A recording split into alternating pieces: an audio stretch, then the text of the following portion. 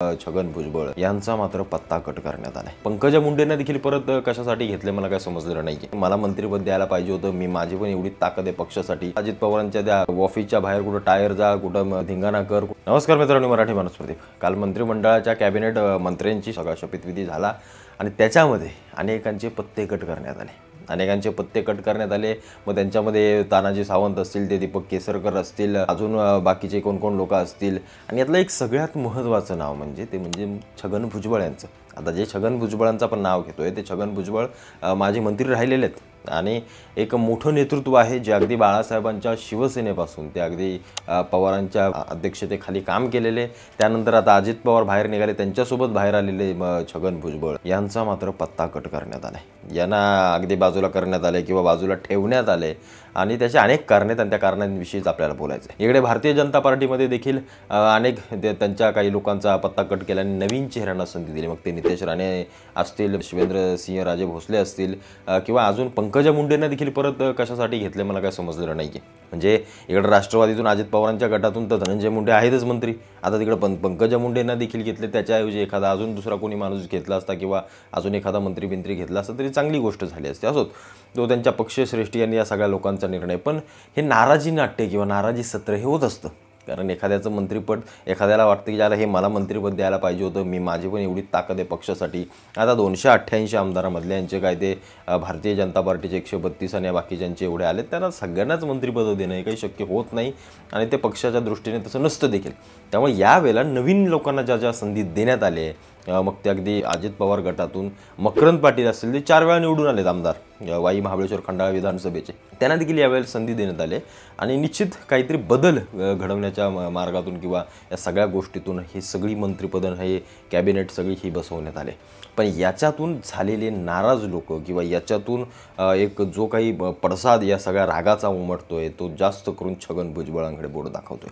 छगन भुजबळांचं जसं काय मंत्रिपदाचं सगळं ते कट करून टाकलं की लगेच इकडं अजित पवारांच्या त्या ऑफिसच्या बाहेर कुठं टायर जा, कुठं धिंगाणा कर, कुठं घोषणाबाजी द्या, या सगळ्या गोष्टी सुरू झाल्या। पण याच छगन भुजबळांचं मंत्रिपद कापण्यामागची नक्की कारणं काय आहेत याच्यावरती थोडंसं बोलूया। सगळ्यात महत्त्वाचं कारण म्हणजे छगन भुजबळांवरती असलेले जे काही आरोप असतील किंवा जे काही त्यांच्यावरती लागलेले मला असं वाटतं इलिगेशन्स असतील किंवा ज्या काही गोष्टी किंवा ज्या याच्यामध्ये ते अडकलेत, त्यांच्यावर केसेस होत्यामध्ये ते जेलमध्ये जाऊन आले, जेलमध्ये होते 2-2.5 वर्ष काहीतरी, तिथून ते पुन्हा आले। या सगळ्या गोष्टी कुठं ना कुठंतरी पाहता आणि एक गोष्ट लक्षात घ्या, अजित पवार हे नरेंद्र मोदींसोबत किंवा भारतीय जनता पार्टीसोबत काय असे झाले नाही आहेत।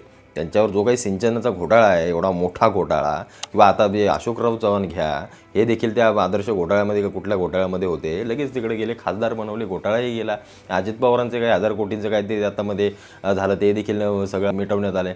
आता राहिलेच छगन भुजबळ। छगन भुजबळ इकडे जोपर्यंत सावलीत आहेत, त्यांना माहिती आहे छगन भुजबळांचा पत्ता जरी कट केला ना तरी छगन भुजबळ इथून जाणार नाही आहेत कुठं, कारण त्यांची केस कुठं त्यांनी बंद नाही केली एवढी। कारण उद्या काही झालं तरी हे परत ओपन करू शकतात, परत हे करू शकतात।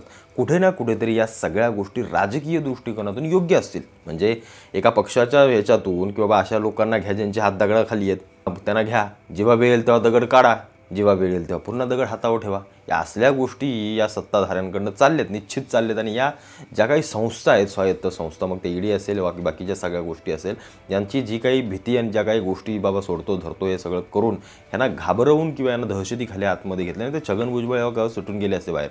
मुळात म्हणजे छगन भुजबळ शरद पवारांना सोडून आलेच नसते, मुळात म्हणजे अजित पवारांना सोडून आलेच नसते। लक्षात घ्या, सगळ्यात पहिली महत्त्वाची गोष्ट म्हणजे हे काही त्यांचे वादभेद नाही आहेत, हे वाद सगळे किंवा या सगळ्या गोष्टी एखाद्या वेळेस शरद पवारांनी देखील अजित पवारांना सांगितलं असेल की बाबा जा तिकडं, अंतर्गत अशाही काही गोष्टी असतील, आपल्याला काही माहीत नाही राजकारणातलं। कारण या सगळ्या गोष्टींसाठी किंवा मागच्या वाढदिवसाला अजित पवार हे स्वतः तिकडे जातात केक कापायला, शरद पवारांचा भेटीगाठी होतात, यांच्या फोनवरनं सगळ्या गोष्टी चालू असतात। फक्त राजकारणासाठी आपल्याला विरोधामध्ये दिसणं आणि त्याच्या अंतर्गत मागच्या बाजूला काय चाललं हे आपल्याला माहीत नाही आहे। पण या छगन भुजबळांवरचे असणारे आरोप, या छगन भुजबळांचं सगळं असणारं जातीय समीकरण, कारण ज्या प्रकारे इकडं मराठा समाजाच्या जेव्हा आरक्षणाची वेळ आली जरांगे पाटलांची, किंवा त्या मराठा समाजाला सांगायचं आहे की आम्हाला ओबीसीतून आरक्षण हवं आहे।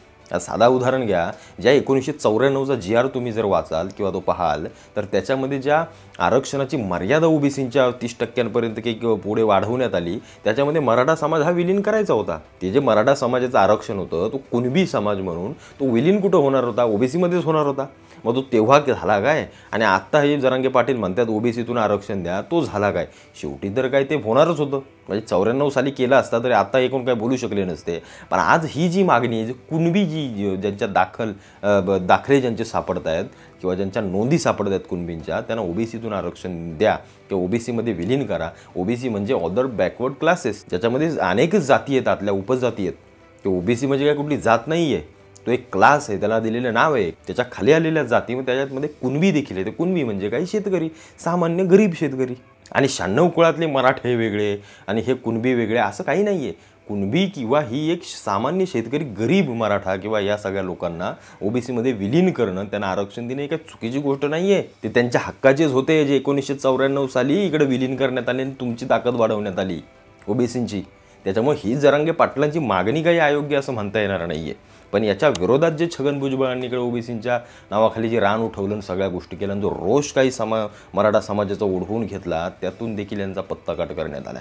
कारण ज्या प्रकारे जसं इकडे ते जरांगे तर काय बोलत होते, त्यांचा विशेष द्या सोडून काय तो माणूस बोलत होते नको त्यासल्या गोष्टी. कारण असा आरक्षण करताना असा नेता नसतो कुठल्या समाजाचा. त्यांना मुळात म्हणजे राजकारण कळतंय की नाही मला हे समजत नाही आहे. म्हणून जरांगे पाटलांना त्यांच्या मागण्या, त्यांच्या सगळ्या गोष्टी ज्या काही असतील त्या योग्य असेल. कारण तुम्ही एक साधं उदाहरण घ्या, ते 1994चा GR जो शरद पवारांनी कुणब्यांच्या हातातलं आरक्षण ही ओबीसींमध्ये टाकलं, त्या शरद पवारांच्या मांडीला मांडी लावून बसणारे किंवा त्यांचं ऐकून हे सगळं राजकारण करणारे जरांगे पाटलांना हेच माहीत नाही की या शरद पवारांनी आपला घात केला आहे. मग आता तुम्ही ओबीसींच्या तंगड्यात तंगडं का अडवताय? ही गोष्ट त्यांच्यासाठी आत्ताच्या घडीला योग्य असेल, ओबीसी समाजासाठी आत्ताच्या घडीला योग्य असेल, किंवा मराठ्यांचं बोलणं आता ठीक असेल की बाबा आम्ही कुणबी आहोत, आम्हालाही सामील करून घ्या त्याच्यामध्ये, हे देखील योग्य आहे. पण ज्या माणसानं 1994 साली घात केला तो GR वाचा जरा तुम्ही.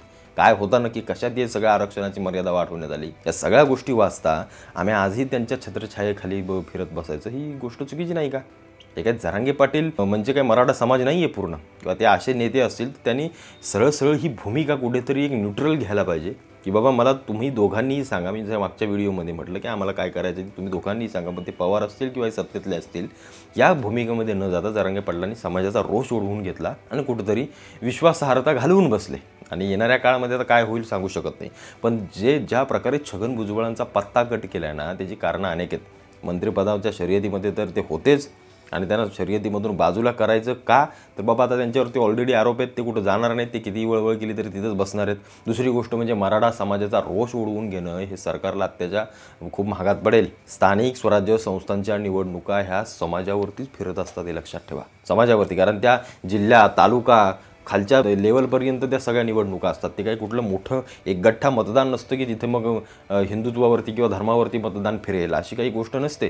त्याच्यामुळे या ठिकाणी छगन भुजबळांना जर काही तिकीट मिळालं तर कदाचित काही महत्त्वाच्या जिल्हा परिषदा, काही महत्त्वाच्या नगर परिषदा, काही महानगरपालिका हातातून गेल्यापासून राहिल्या नसत्या, कारण संपूर्ण मराठा समाजाचा रोष तिथे निघाला असता.